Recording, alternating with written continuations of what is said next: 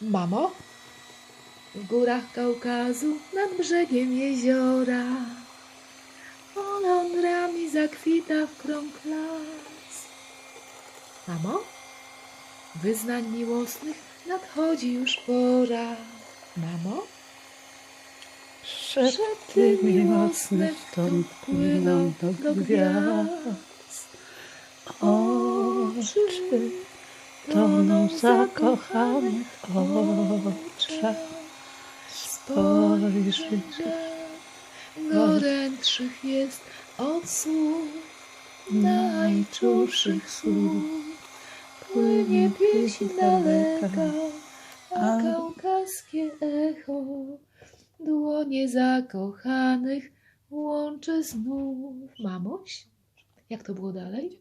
Płynie pieśń daleko, a kaukaskie echo dłonie zakochanych łączy znów.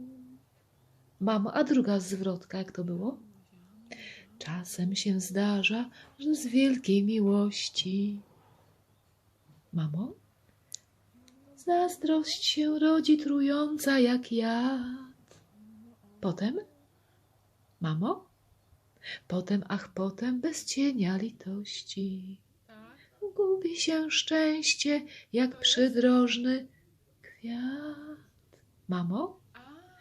Oczy toną w zakochanych oczach. Mamuś. Wiatr. Silny wiatr, ale wiatr wieje. Spojrzeń żar gorętszych jest od słów. Mamo, zapatrzyłaś się w okno? Płynie pieśń daleko, a kaukaskie echo usta zakochanych łączy znów. Mamo, zaśpiewamy do końca razem, no? Zakończmy razem. Płynie pieśń daleko, a kaukaskie echo. Mamo?